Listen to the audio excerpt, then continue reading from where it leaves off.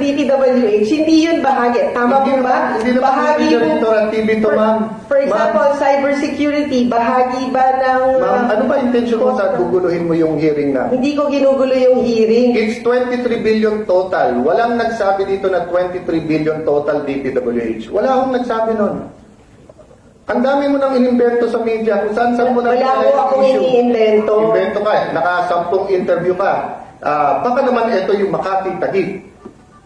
Hindi mo man lang iniba yung question dun sa radyo, lahat sila pare-pareho question, eksakto pa. Di halatang ikaw nagbigay ng question. Ano namang kilalaman? Ano namang kilalaman? Bakit naman ako magbibigay ng question sa media? So, napakagaling. Mr. Chairman. Baka gawain mo yung nagbibigay sa mga media. So, ma'am, 10 interview, eksakto lahat ng question. Coincidence, ang galing mo naman. Siguro, kagabi. Mas magandang tanungin yung mga... Hindi sila.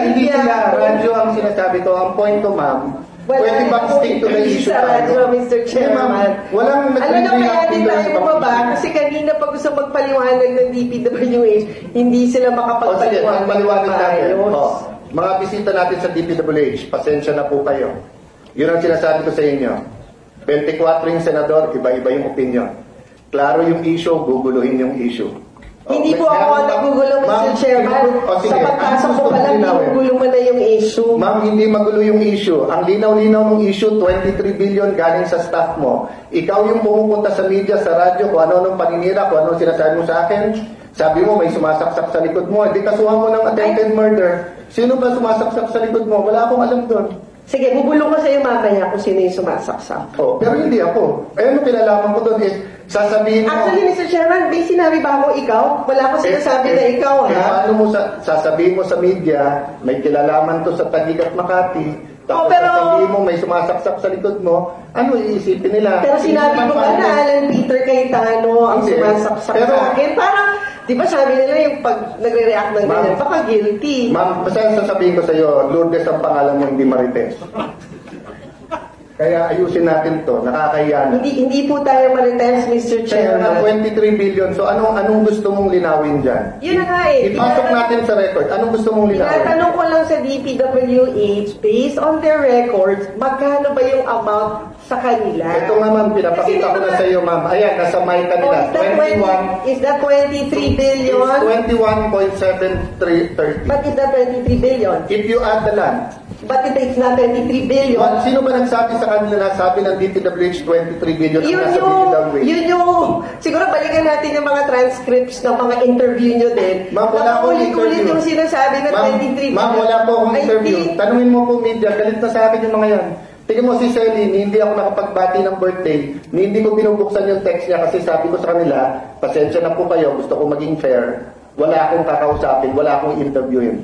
Ninong ko si Ninong Noli De Castro, tumatawag sa akin, hindi ako nagpa-interview. Marami akong kaibigan sa media, hindi ako nagpa-interview, di ba? So ano yung transcript na sinasabi? So kung babalikan natin yun, Mr. Chairman, saan galing yung 23 billion? Galing yun sa memo na binigay... Sino nag-announce sa media ng 23 billion? Galing yan sa SCT. Hindi, ang tanong ko, sino nag-announce sa media ng 23 billion? Sino nag-announce, Mr. Chairman? It's not you. So, sino nag-announce? Si Senator Escudero. Yun. So, may nag-announce ng amount ng 23 billion. Sabi mo kasi, pa-interview kami, pa-interview kayo ng kayo.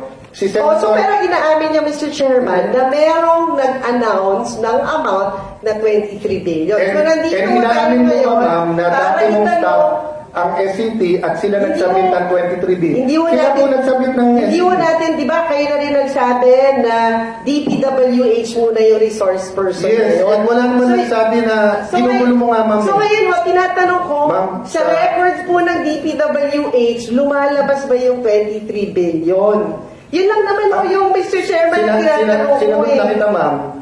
Lumalabas 21.73. Yeah, so that is not 23 billion, Mr. Chairman. Do your math. 21 is not 20. Hindi, ma'am. Ulitin natin yung video. Pareho ba yung 21 at 23? Okay. So, for the record, it's 23 billion with the land. No, for the record, it's 21 is the same as 23. Let me finish para to satisfy you, okay? Let me clarify. Wala namang pupunta na yung pabalik-balik. Let me clarify, ha? Tinanong ko sa SCT, mag-submit kayo sa akin ng mga total. Ang sinabit, 23B. Kasama yung lahat. Sinabit ko to kay Senator. Yeah, pero... Mag-finish para... Tapos na to, pagkatapos ako. Tapos na naman. Huwag mo nang guluhin. Hindi ko ginugulo, Mr. Chairman. Ginugulo mo, kasi malinaw na. No, Mr. Chairman. Malinaw, ma'am. Diba, sinabi mo kanina, ang hearing na to ay para sa DPWH. Kaya ang tinatanong natin, as per records of DPWH, nag-appear ba yung 23 billion? When the chair is making a statement, will you allow the chair to make a statement? Okay, I'm sorry, Mr. Chairman. So, after the SCT submitted the 23B, we got the preliminary insights. Galing sa kanila yon. Sinabit ko ngayon kay Senator Escudero. In his words, na OA siya sa 23B, he gave a speech.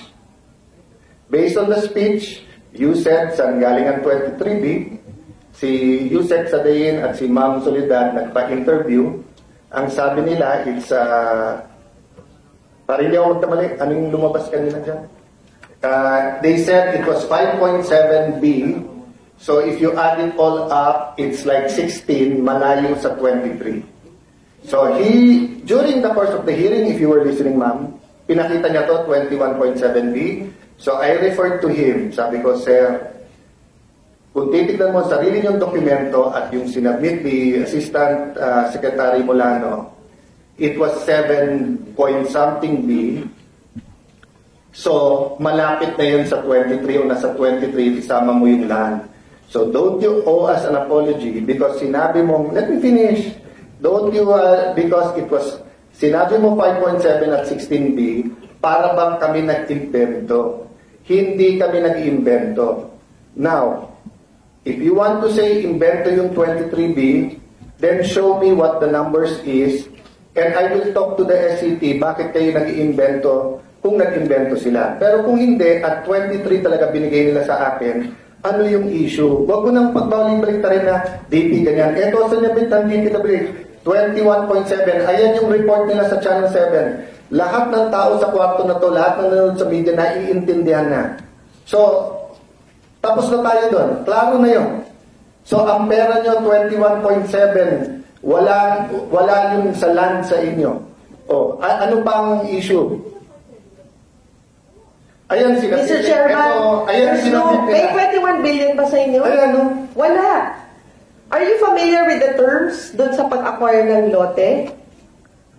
Di ba wala din kayong alam? So, ang layo. Ikaw na nga nagpapakita, Mr. Chairman. Wala yung lote dyan, 21, ma'am. Bigay sa akin ng DPWH to. Ang problema, hindi ka nakikinig. Yun na nga, Mr. Chairman. Ikaw nga, hindi ka marunong magbasa. 21, naging 23. Hindi ko sinabing 23 ang galing sa kanila.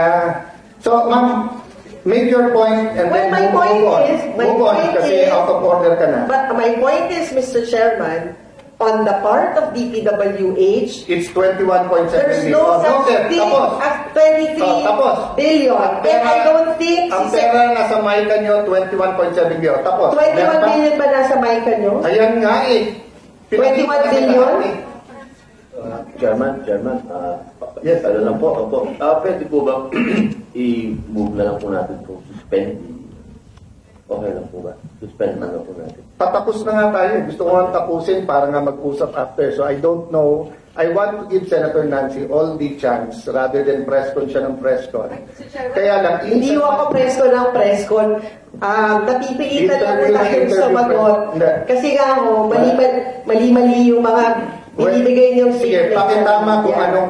Unang-una, wala akong statement sa media. Well, siguro yung Facebook Live mo, parang statement, meron ka din interview, dapat na-interview ka din, di ba? So, itama mo yung mali. So, sinabi na nila, ito yung presentation nila sa MICA, 21.7 yung available. Siguro, Mr. Chairman, can I just hear from DPWH on your end is that nag-e-exist by 23 billion for DPWH? Yes or no? It was in their presentation. Yun lang ang tinatanong ko, Mr. Chairman. Sa presentation Yes or no lang. Can they answer? Can they answer? On your end, DPWH, nag-i-exist ba sa documents nyo yung amount na 23 billion?